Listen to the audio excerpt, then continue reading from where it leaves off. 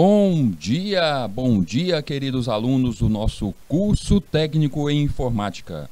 Estamos aqui novamente, eu, professor Rildo, junto a vocês, para dar continuidade à nossa aula de lógica de programação.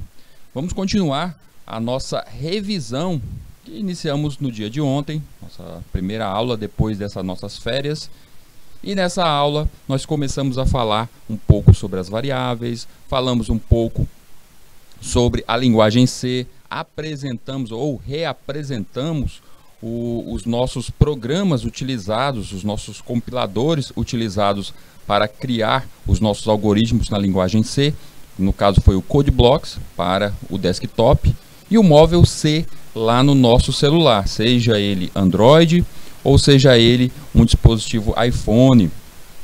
E aí, após toda essa apresentação, começamos a falar sobre variáveis e vamos fala sobre os comandos de entrada, comandos de saída, falar um pouco sobre comandos de decisão dentro do nosso código. A gente vai rever tudo isso, olhando agora com um foco em cima do código, tendo um conhecimento a mais. Vocês lembram, vocês devem recordar que eu falei até um pouco quando estávamos ali revendo através de exercício, através de atividades com códigos.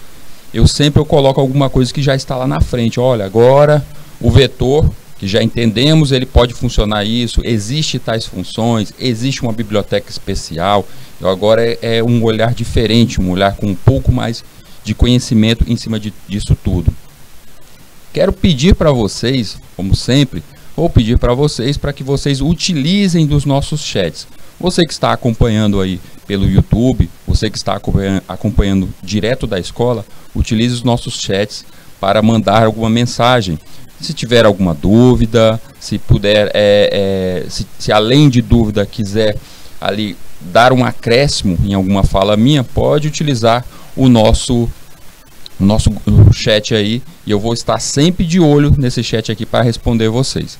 Então vamos lá, vamos dar início ao nosso material de hoje. Então temos aí, dando continuidade, as funções de entrada na linguagem C. As funções de entrada na linguagem C, temos aí o scanf e o printf.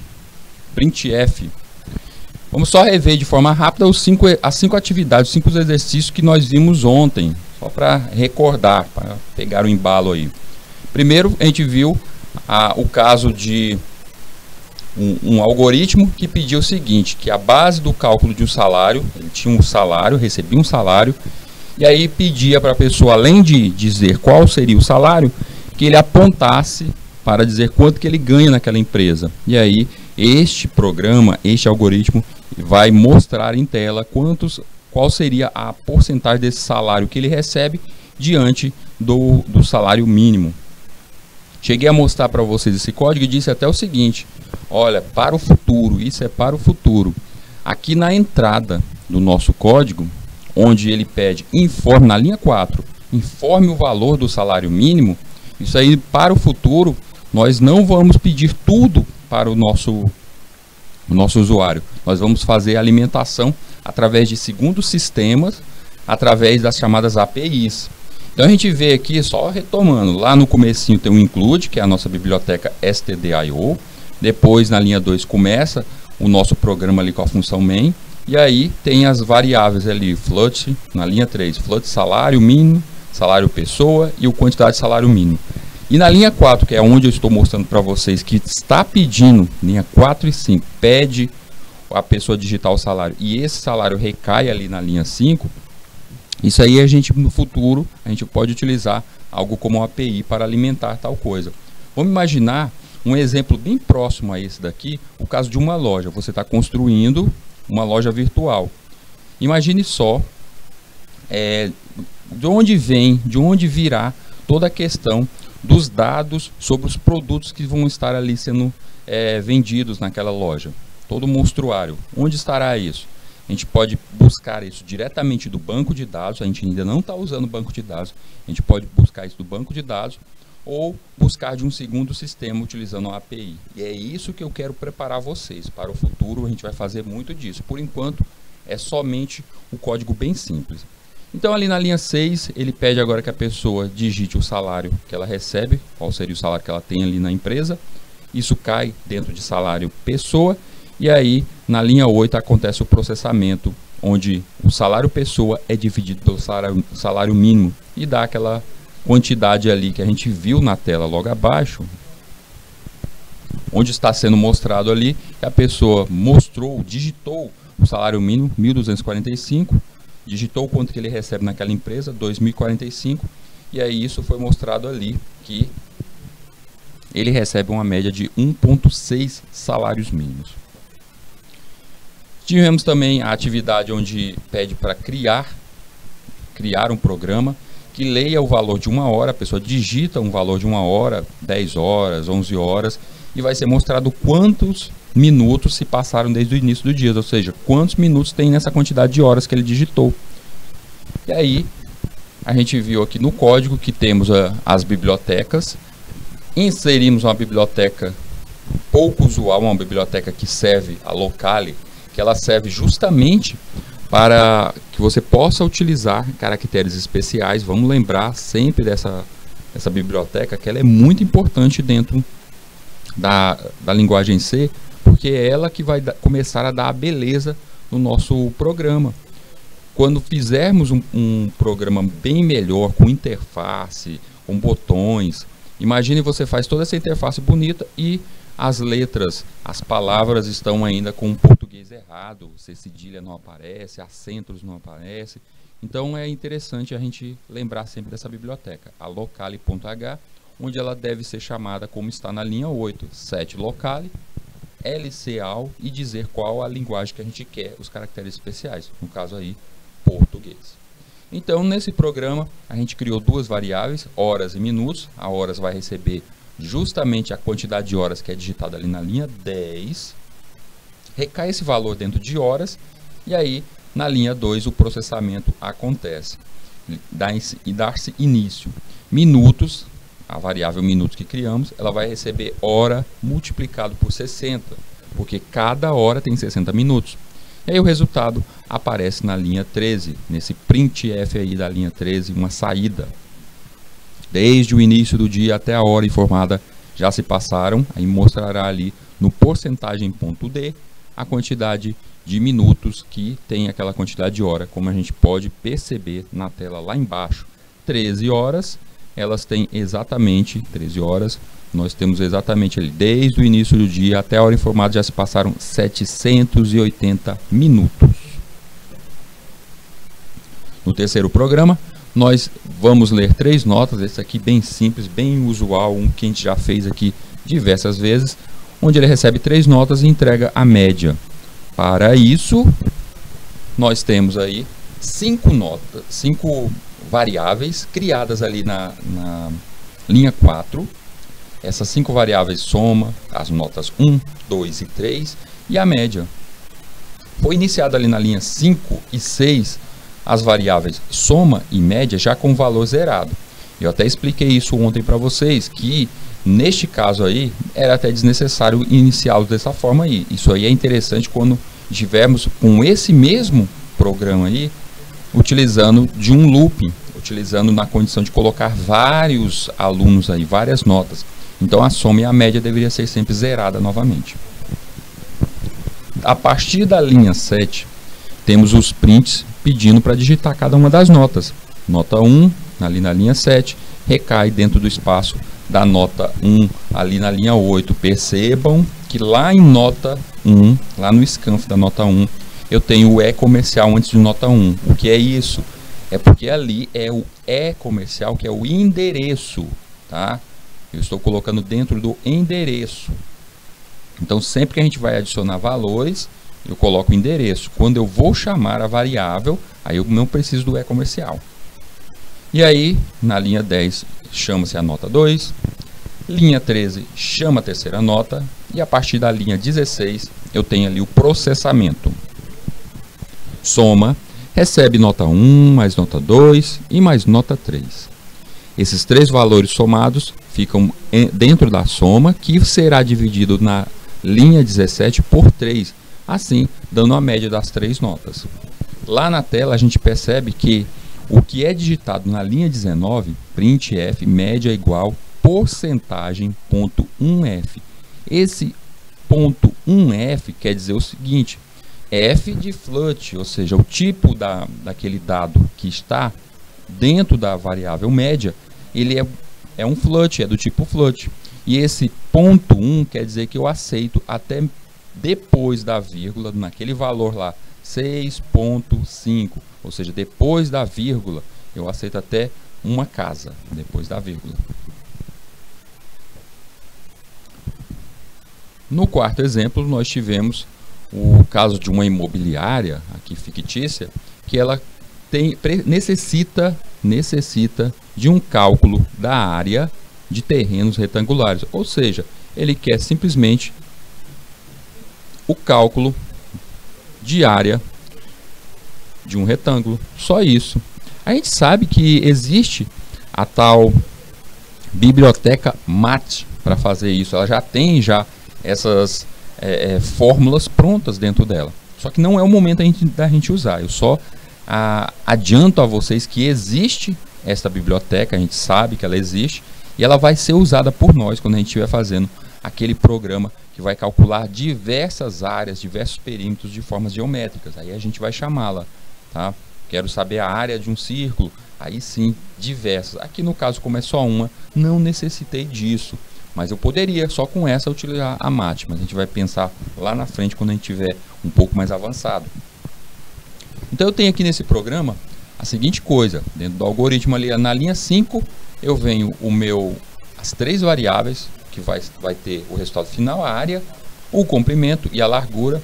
Eu disse que eu quero que as três sejam do tipo float, porque eu vou utilizar aí valores que poderão vir a serem quebrados. No nosso caso aqui na digitação, vocês percebem lá embaixo que não teve valores quebrados, mas eu poderia dizer algo do tipo 20,5 metros, então poderia utilizar um valor quebrado e aí eu necessitaria de um float. Vem ali na linha 8 um printf pedindo para a pessoa digitar o comprimento vai cair dentro da variável comprimento, tá ali na linha 9. Na linha 10 mais um printf pedindo para digitar a largura vai cair esse valor digitado vai cair dentro da variável largura, ali na linha 11.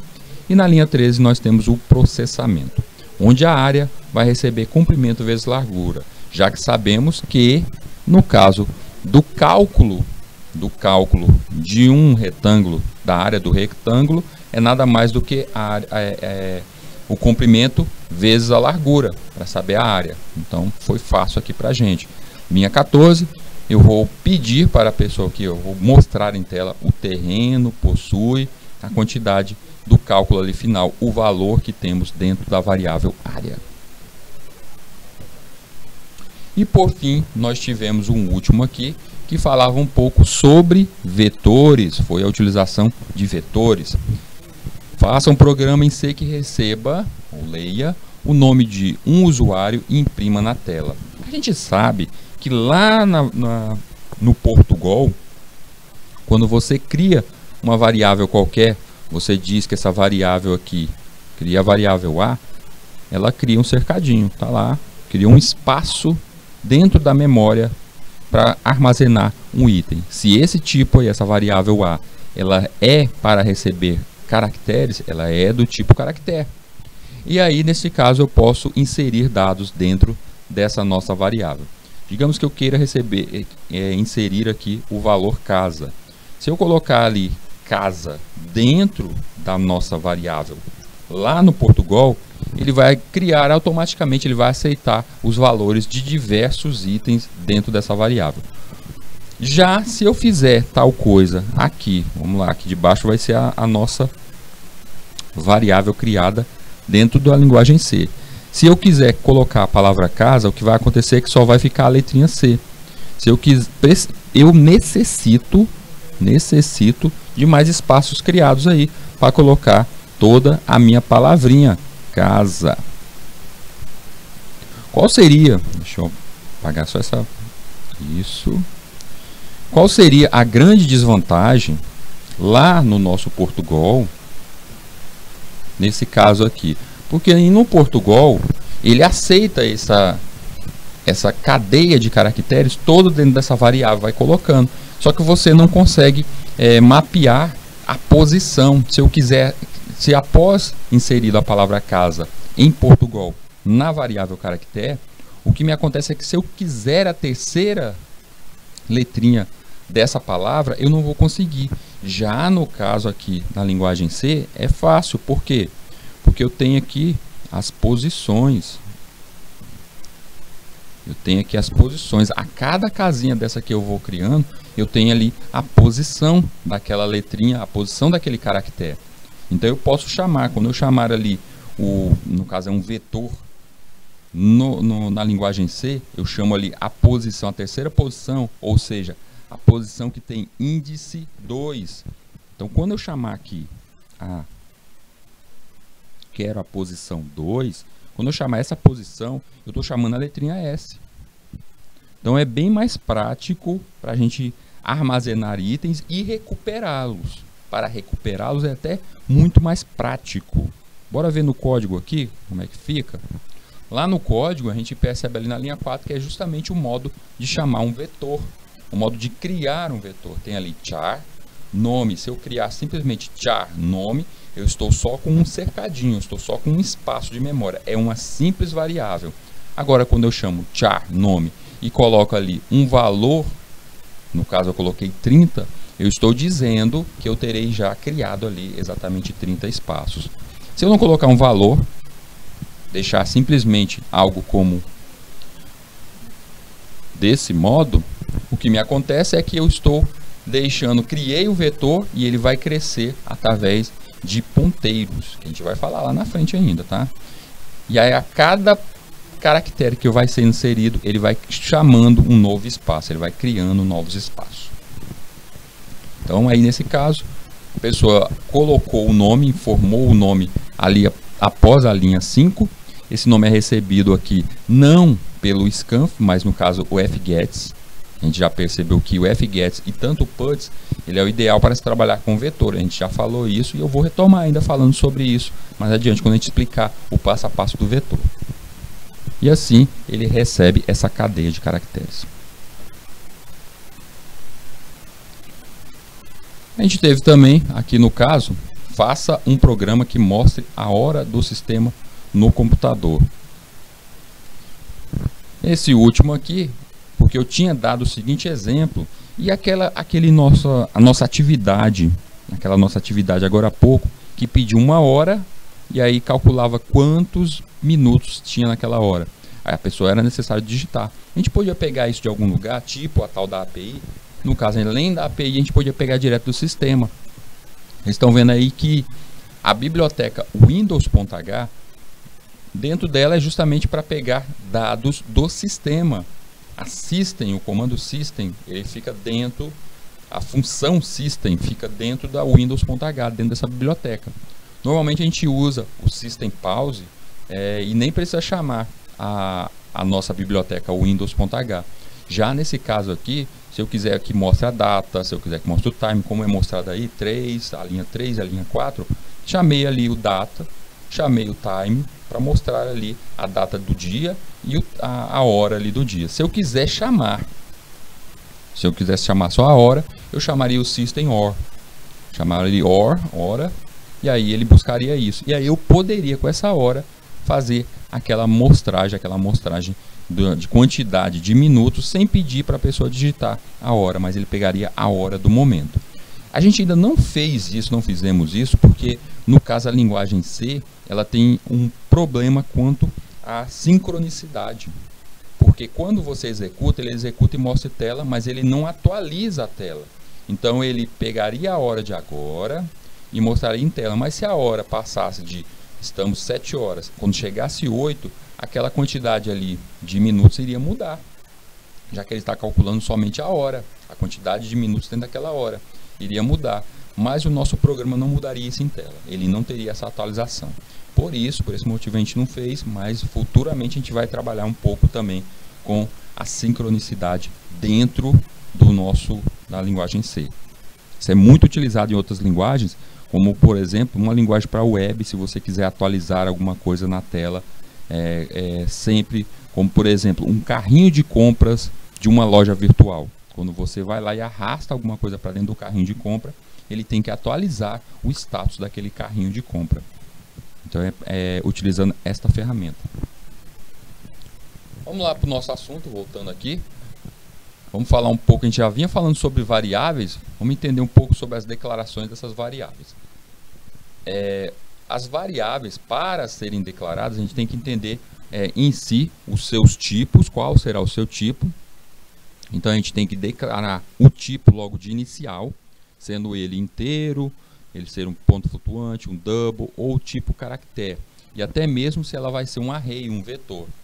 A gente tem que definir a questão do nome da variável, lembrar sempre, eu falei isso na aula anterior, lembrar que o nome daquela variável, ela tem que ter algo relacionado ao que ela vai significar. Se será uma variável para receber o nome dos funcionários da empresa, então você coloca o nome da variável de nome funcionário. Se é o salário do funcionário, então coloca sal, underline funcionário, ou salário, underline funcionário. Você coloca desse modo. Lembrar que uma variável nunca deve começar por numeração, não deve utilizar caracteres especiais, e ela também não poderá ter em momento algum a utilização de nomes que já fazem parte do sistema. São as palavras especiais. Não podemos utilizar isso. Um exemplo aqui, nós temos um exemplo aqui de um algoritmo. Vamos ver aqui a questão de como as variáveis são implementadas.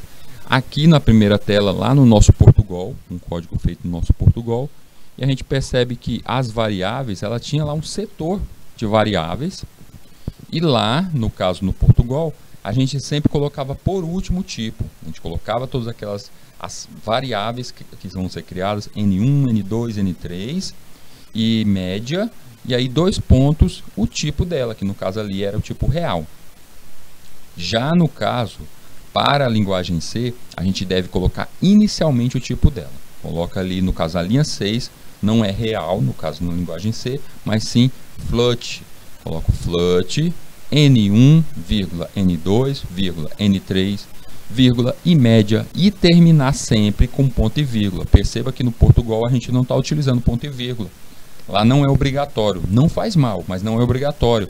Já na linguagem C, sempre que você encerrar cada linha de comando, cada instrução, você deve terminar com um ponto e vírgula. A gente sabe que esse ponto de vírgula aí, ele encerra aquela instrução, e cada instrução ela vai ser levada para dentro do nosso computador para se transformar em um processo. Lá na disciplina de arquitetura, a professora já deve ter falado bastante para vocês sobre a questão do uso dentro do computador, dentro do processador, os tais processos. Cada instrução dessas se transforma em processos, então elas têm que ser bem definidas. Tá? Por esse motivo que a linguagem C e a grande maioria das linguagens, ela pede que você encerre o programa ali, a instrução do programa em cada linha com ponto e vírgula.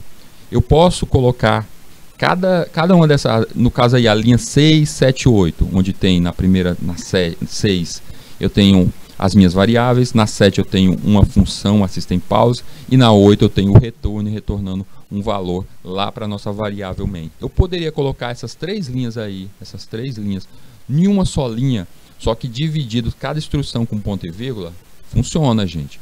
Só que fica confuso para nós programadores, da gente entender isso. Fica difícil para nós entendermos.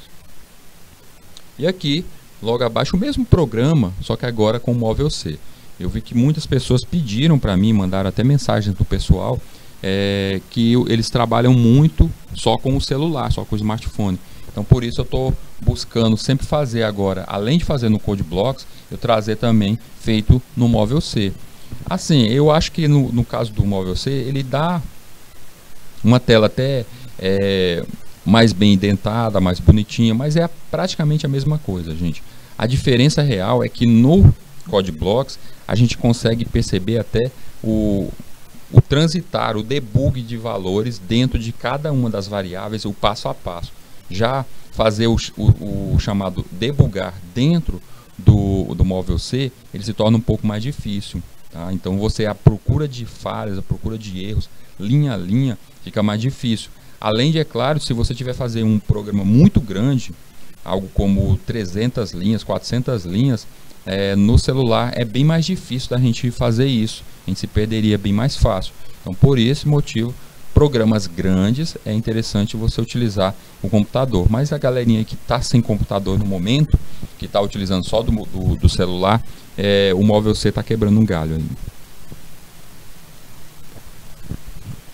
Então, falando dos comandos básicos, a gente viu que a função print e a função scanf, elas são justamente a entrada e a saída de dados. Então a gente tem que entender o seguinte: sempre que você está escrevendo, eu preciso ter a entrada dos dados para que isso chegue ao nosso processador.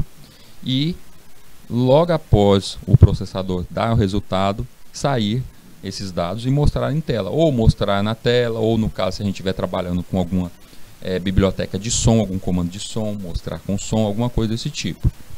Lembrar que cada vez que você escreve alguma coisa, isso são as instruções, tá? Precisa das instruções de entrada e saída, ou seja, você precisa dos comandos.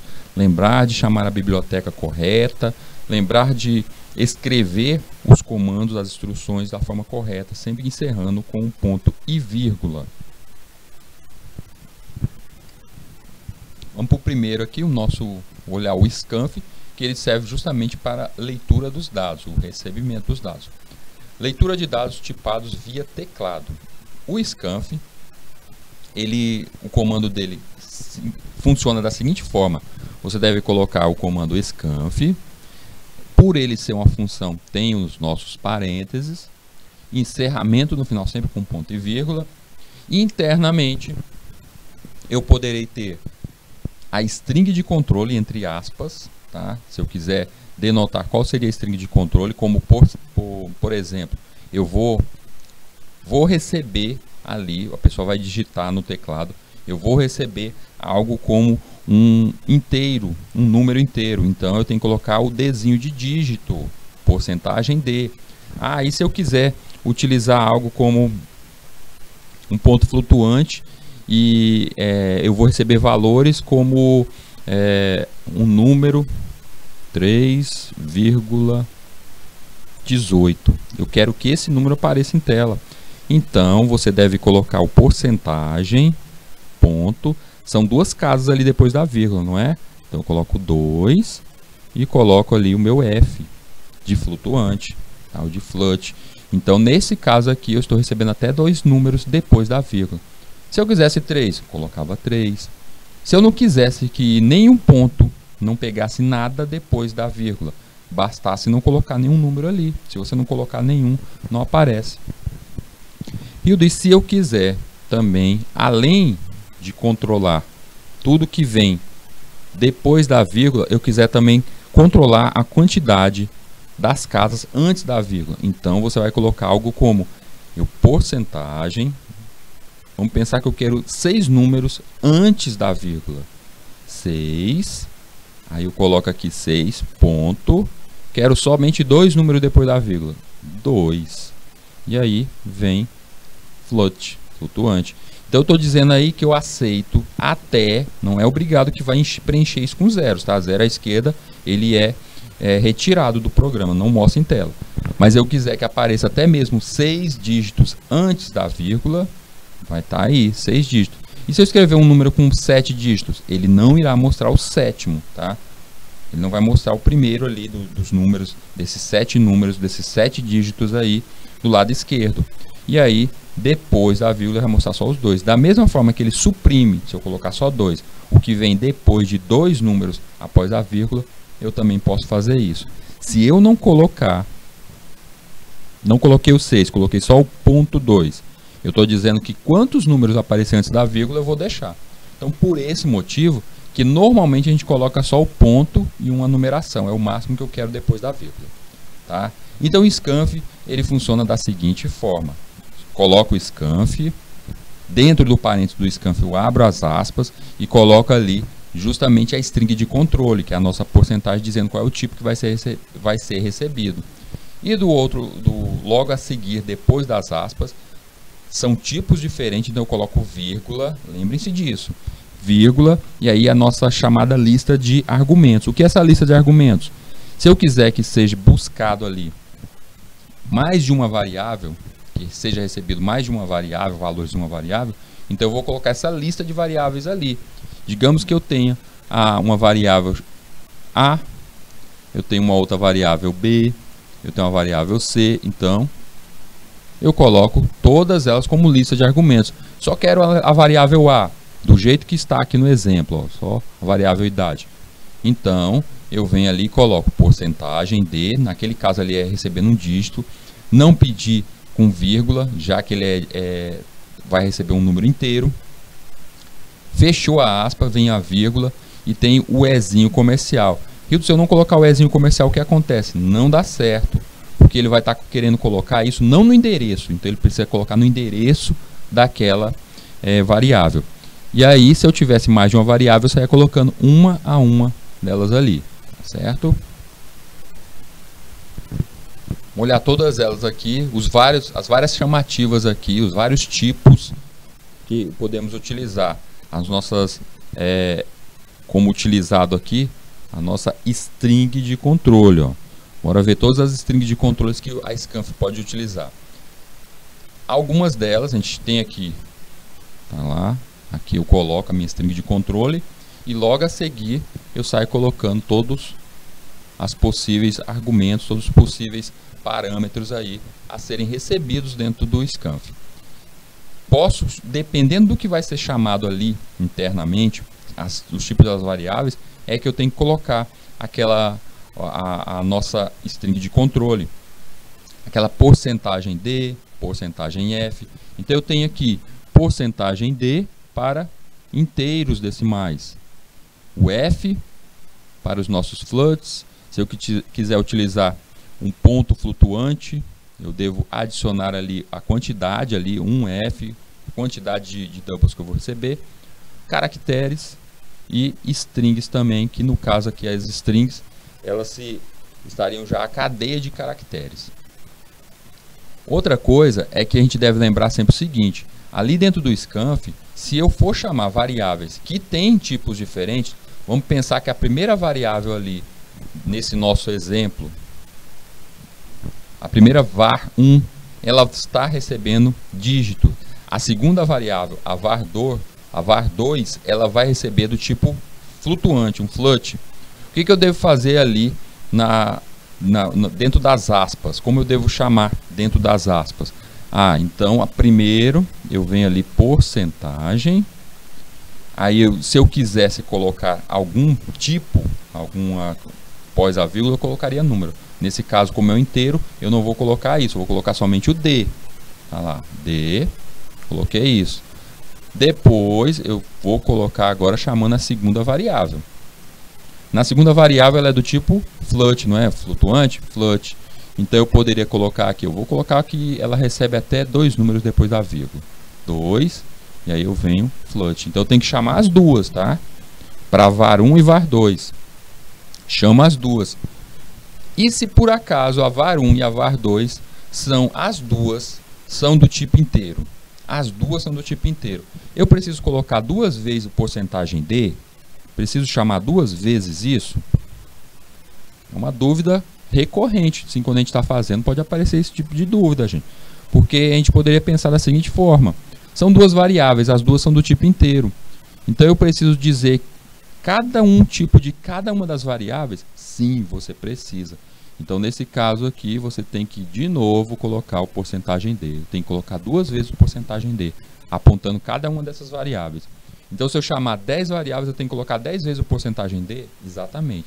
Eu tenho que apontar cada uma delas. Tudo bem? Neste caso aqui, nesse exemplo ilusório que eu receberia 10 valores, é bem provável que eu não usaria tudo isso em uma só chamada de um Scanf. Eu iria dividir isso.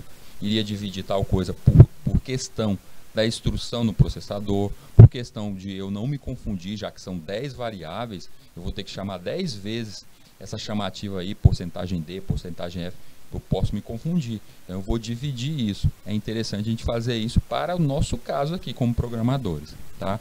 Mas o final a entrega final lá para o cliente do outro lado, isso não vai aparecer para ele. E esse é até uma das motivações. Percebam o seguinte: se eu colocar em uma só linha a chamativa de 10 variáveis, e você no seu, você colocou, ao invés de em uma linha as 10 chamativas, das 10 variáveis, você colocou em 10 linhas, o teu programa teria mais linhas do que o meu. Mas os dois vão funcionar do mesmo jeito, no mesmo tempo. A mesma coisa. Só que o seu estaria mais fácil, mais visual de entender. O meu estaria em uma só linha. Só isso. Mas do outro lado, para o cliente, para o usuário, teria alguma diferença? Para o usuário não teria diferença alguma. Então isso é a técnica do desenvolvedor, do programador. Bora ver aqui nesse exemplo de entrada de dados, um algoritmo com entrada de dados. A gente vê aqui do lado esquerdo, nós temos em Portugal, tem ali a entrada chamando as variáveis N1, N2, N3, ou seja, o ler é o equivalente ao scanf, escanear o que está sendo digitado, ou seja, no Portugal a gente lembra que era ler, ou até mesmo o digitar. E aí nós temos aqui o scanf. Percebam em cada uma dessas linhas. O primeiro scanf tem ali porcentagem F, dizendo que ele vai ser um ponto flutuante. Logo a seguir tem o E comercial N1, dizendo que ali vai recair dentro daquele espaço o valor digitado. Aí é o que eu falei agora há pouco. Percebam que ao invés de colocar tudo em uma só linha, eu coloquei scanf, porcentagem F, chamando N1. Aí vem uma segunda linha, scanf, porcentagem F, chamando o N2, depois o N3. São 3 linhas que foram escritas aí. Eu poderia utilizar como nessa parte azulzinha aí, eu poderia chamar desse modo, tudo em uma só linha, ao invés de chamá-las em 3 linhas, poderia. Tá? Eu posso fazer dos dois modos, aí são os dois modos descritos como eu falei. Qual dos dois está correto? Os dois estão corretos. A diferença é você que decide qual dos dois aí seria justamente a sua técnica. Você utilizar essa tudo em uma só linha, você vai estar reduzindo a quantidade de linhas no teu código. Mas lembrar que o usuário não vê linhas de código. Ele não entende. Se a gente pensar o seguinte, eu perguntar para vocês quantas linhas de código tem o programa Word, quantas linhas tem o Excel, você não vai saber, a gente não sabe, isso é invisível para nós. Agora aqui, na hora da escrita, o desenvolvedor, você decide, você prefere que fique mais resumido, você prefere que fique dividido, linha a linha. Eu, no meu caso, sempre que eu estou desenvolvendo, além de fazer desse modo, se eu for colocar essas 3 linhas em uma só linha, essa quantidade de comandos, eu gosto sempre de comentar. Mesmo que eu diga assim, eu estou criando um código, seja um site, seja um aplicativo, seja o que for, eu gosto sempre de colocar comentários para dizer o que está acontecendo ali. Mesmo que no futuro, este caso aí, esse código, seja só eu que vou estar mexendo. Mas eu não sei, pode ser que um dia eu saia dessa empresa, eu estou produzindo um site ali nessa empresa, eu estou empregado nessa empresa, mas pode ser que amanhã eu esteja em outra empresa. E aí o novo programador, ao chegar ali, como ele vai ficar diante desse novo código? Será que ele vai entender? Então é bom você colocar sempre o comentário, deixar de uma forma mais simplificada, para que qualquer usuário, qualquer programador, possa chegar ali e entender o código de uma forma mais fácil. Isso até, eu posso dizer que seria aquela questão da educação mesmo, de você passar para o próximo desenvolvedor, quem vai dar continuidade ao seu trabalho, de uma forma mais fácil para ele entender. Muitas vezes a gente pega até algum código, a gente chega numa empresa e pega um código qualquer e a gente fica confuso, a gente não entende como aquele código funciona, não tem comentário nenhum, não tem a documentação. Vocês lembram que eu falei até para vocês ontem sobre a questão do projeto? Vocês vão começar a fazer lá o projeto sobre o software. Aí eu disse que o projeto do software não é simplesmente você decidir começar o código. O projeto do software, ele vem também com a documentação, a explicação. Ele tem que ter um dicionário de variáveis. Vocês sabiam que todo programa ele tem um dicionário de variáveis? É como se eu mostrasse todas as peças. Toda vez que você cria uma nova variável, naquele dicionário de variáveis, você vai colocar: criei a variável, nome funcionário, ela é utilizada na linha tal e ela serve para isso. Você sempre tem que cadastrar desse modo. Para que serve isso? Imagina uma nova uma nova pessoa, um novo desenvolvedor chega ali naquela empresa e pega aquele código. Quando ele olha aquele código, encontra uma variável com um nome qualquer, tipo variável func. O que é uma variável func? F-U-N-C. O que essa variável diz? Eu não sei o que essa variável diz. Aí eu vou lá na documentação dele, pego o dicionário de dados, dou uma lida aqui, onde está? Variável func. Variável func. Ela é nela que fica cadastrado todos os dados da matrícula daquele funcionário. A pessoa que desenvolveu aquilo dali colocou a variável func do tipo inteiro, float, caractere, para receber ali um dado qualquer sobre o funcionário. E aí vai estar mostrando isso. Então me facilita muito. Imagine só, você pode também no futuro seguir na área de desenvolvimento e não ficar só criando o código mesmo, desenvolvendo o código em uma linguagem. Você pode partir só para ser o chamado desenvolvedor de banco de dados. Você pode ser somente um administrador de banco de dados, criando ali as consultas de acesso ao banco de dados, porque normalmente em um grande projeto existe o desenvolvedor ou desenvolvedores que criam o código da programação ali, do algoritmo em si, do programa, e existe aquelas pessoas que são específicas para o trabalho na base de dados. Então, vocês lembram ali agora há pouco que eu falei daquele algoritmo que pode pedir de uma API um dado, puxar lá de um programa qualquer um dado, pode buscar desse banco de dados um certo dado. Eu quero o nome de todos os funcionários. Eu quero que apareça aqui a matrícula do funcionário quando for chamado.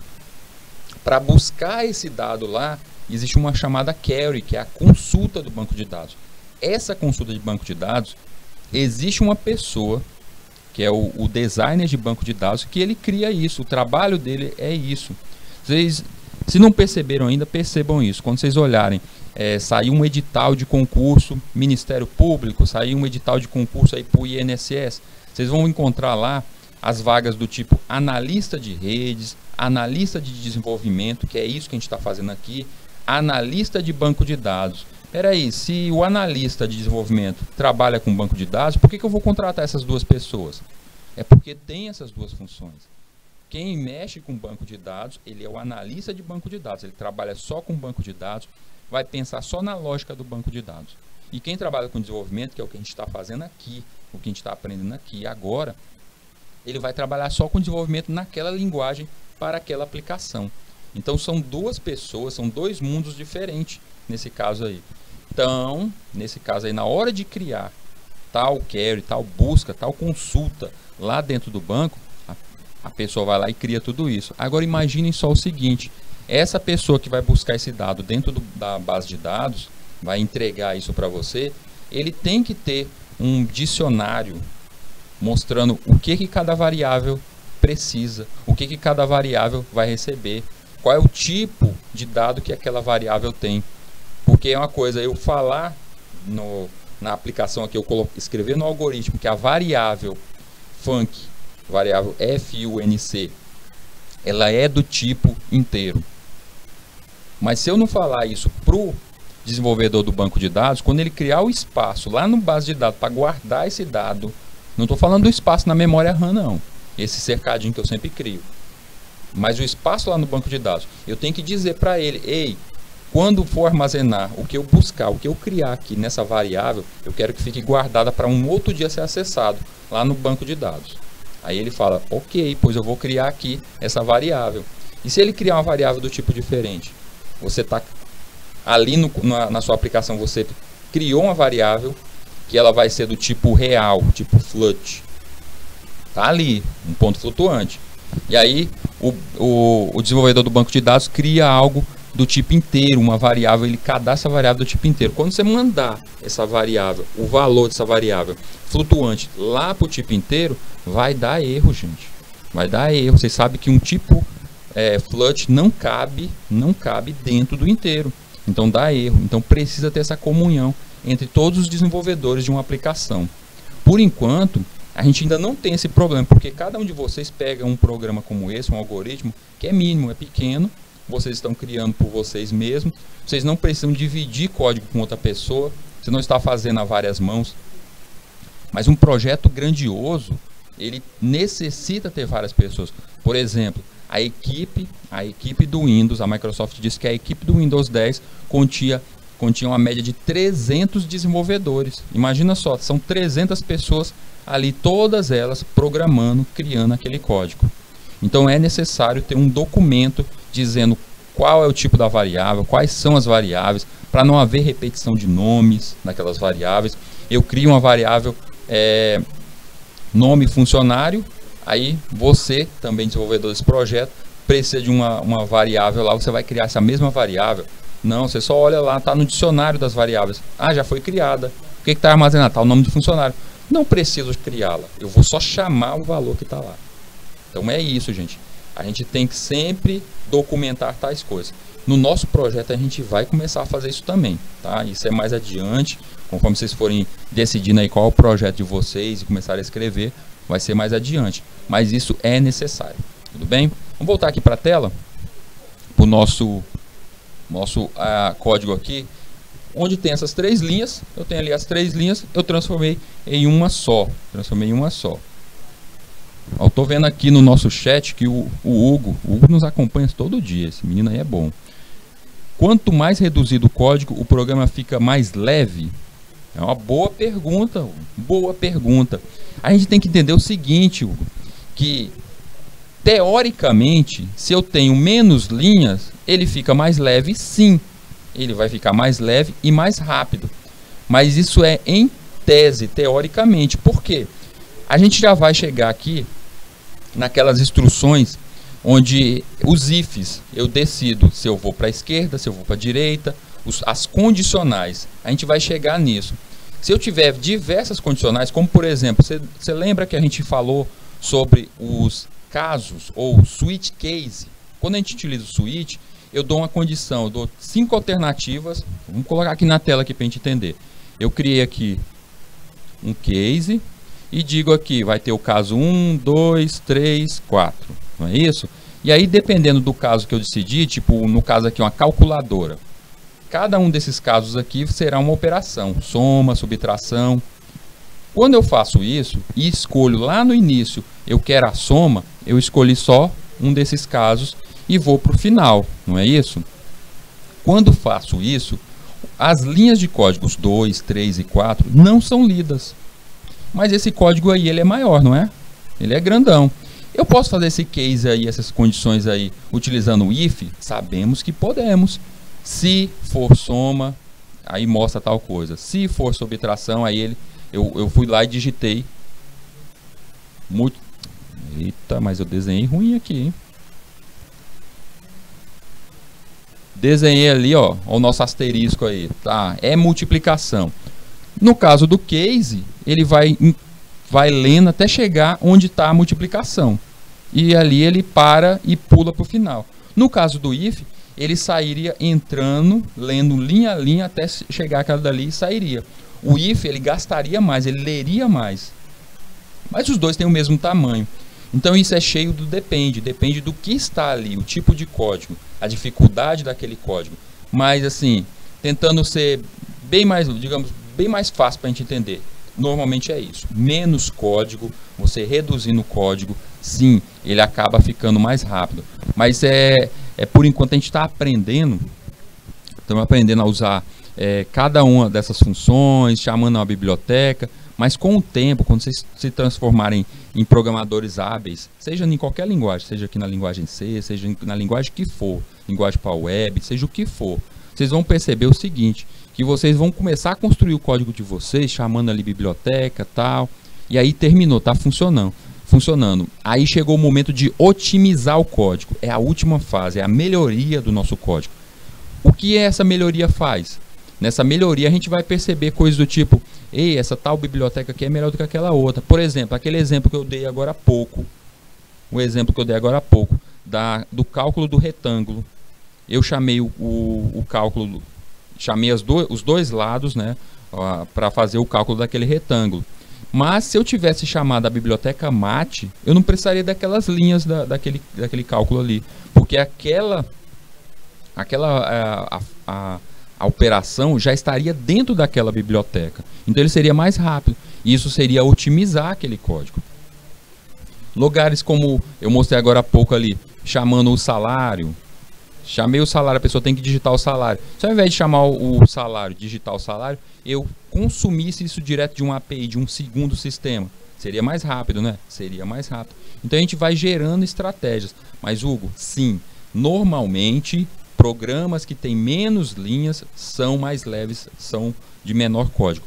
E quando eu digo mais leve, gente, vamos tomar cuidado com o seguinte. A gente tem um conceito de esse programa é pesado, esse programa é leve. Normalmente a gente acha que um programa é pesado ou leve pelo tamanho.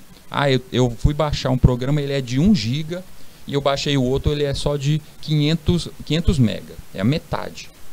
Então, nesse caso aí, o de 1 GB ele é mais pesado. O pesado seria justamente as instruções chegando, a visão das instruções chegando dentro do processador. Como o processador roda aquilo. Então, muitas vezes, vocês já devem ter acontecido isso, para quem gosta de sempre baixar um joguinho no celular, para brincar aí na hora livre, vocês já devem ter baixado algum jogo, que ele era pequenininho, muito miudinho e tal, mas o seu celular ficava lento quando estava usando aquilo, chega ele esquentava. E algumas vezes você pode baixar um que é grandioso, demorou o maior tempo para instalar, e ele não esquenta o seu celular. Então isso que seria justamente a questão do pesar, tá? É um programa mais pesado. Então essa leitura, quando a gente fala aí, um programa é mais leve, seria justamente como essas instruções ocupam o nosso processador, tá? Mas vamos por enquanto deixar desse modo, Hugo, que sim, menos linha, programa mais leve. Vamos para o printf, apresentação de dados no monitor. O print é imprimir, não é isso? Então quando a gente imprime, mostra isso, sai lá da impressora ou mostra em tela. Pronto, printf é justamente para saída. Ele mostra isso no monitor, apresentação de dados no monitor. Como é que ele funciona? A mesma regra do scanf, tá, gente? E é a mesma regra praticamente para todas as funções. Eu tenho que chamá-lo, eu tenho que dizer quais são as strings de controle dele, ou string ou strings de controle, dar a lista de argumento, ou seja, eu dizer ali dentro daquela lista de argumentos quais são a variável ou variáveis que eu posso utilizar. Quais são as variáveis que eu vou utilizar ali. Tem aqui nesse exemplo a nossa string de controle. Vamos ver aqui, ó, printf. Eu só chamei a string de controle, tá ali, digite a sua idade. Pronto. E a lista de argumentos? Não teve. Ficou limpa. Peraí, professor. Normalmente o print, ele serve só para mostrar, chamar, fazer uma pergunta para alguém. Eu posso usar alguma variável ali diretamente no print? Com certeza. E se você quiser mostrar em tela? Tá lá. Sua idade e mostrei o valor, chamei uma variável. Ah, então sim, eu posso chamar. E no caso ali, aquele idade é uma variável com o valor de uma idade, teoricamente, né? O valor de uma idade. E ele faz parte ali da lista de argumentos. Nessa lista de argumentos, eu posso chamar mais de uma variável? Pode, é a mesma coisa do scanf. Mesma regra que a gente viu lá no scanf, a gente utiliza aqui. E na primeira parte, na string de controle, no caso, como o print, diferente do scanf, eu quero falar alguma coisa, porque o scanf eu estou recebendo, eu não preciso falar. Se eu quero mostrar em tela, eu tenho que chamar um print, que é a saída, dizendo para a pessoa, sua idade foi tanto, digite isso, faça aquilo. Já o scanf eu estou esperando a pessoa me dar algo. Então, normalmente ali não tem nada de escrita. Normalmente ali só tem aquela chamativa da porcentagem, dizendo qual seria o tipo da nossa variável ali. Percebam também que o print, no primeiro exemplo do print, tem ali print, f, digite a sua idade. Não tem porcentagem nenhuma, nada ali. Por quê? Porque não tem a chamativa de nenhuma variável. Eu não chamei variável nenhuma, então só é uma frase ali que eu quero que apareça em tela. Percebam que lá na última linha onde tem printf, sua idade eu tenho porcentagem de, eu chamei o porcentagem de porque eu estou falando que eu quero que apareça, que busque o resultado, o dado que está dentro daquela nossa variável idade. E por fim, quero que vocês percebam o seguinte. Quando eu criei essa variável idade, eu fiz lá o tal do cercadinho, não foi isso? Para colocar essa idade lá dentro? Sim, fez isso. Quando eu coloco nesse espaço aqui, nesse cercadinho, a verdade é que esse cercadinho vem com um espaçozinho ao lado, onde lá eu coloco um número, digamos que eu coloquei 18, e aqui desse lado vai ter o endereço. Gente, quer dizer então que isso aqui, esse cercadinho, é como se fosse a nossa casa. Na casa que vocês moram, tá lá. Quem tá lá dentro da casa? Você. As pessoas vão estar dentro da casa. Mas como é que eu encontro essa casa? Com aquele número que está na frente, na porta da sua casa. Tá lá, número 100, número 101, número 204. É aquele número lá que é o endereço. Então é do mesmo jeito aqui. Quando eu chamo pelo scanf, eu tenho que colocar o e-comercial mostrando que aquilo ali é um endereço. Então eu estou dizendo, olha, quando alguém digitar aqui, ó, vou colocar aqui, ó, digitei o número 18. Eu estou dizendo, isso aqui, ó, lá o e-comercial, vocês estão vendo o e-comercial? Vai cair naquele endereço ali, ó. Aquela dali é a casinha dele, ele vai cair lá dentro. Já no printf, eu estou chamando o que tem dentro da casa. Eu não preciso mostrar o endereço, eu só chamo a variável. Porque no caso ali o scanf é escrita, função de escrita, tá? Vamos marcar isso porque isso vai acompanhar vocês por toda a vida de programador. Existe uma grande diferença entre a função de escrita e a função de leitura. Sistemas pode dar para qualquer um a condição de ler dados, mas escrever é uma modificação. E é por isso que dentro da programação, a gente utiliza aqui na linguagem C o ezinho comercial para mostrar onde é o endereço para efetuar a escrita. Porque a escrita precisa ter privilégios maior de usuário para fazer a modificação naquele arquivo. Tudo bem? Turminha, vamos dar aquela nossa paradinha de 3 minutinhos e a gente já retorna.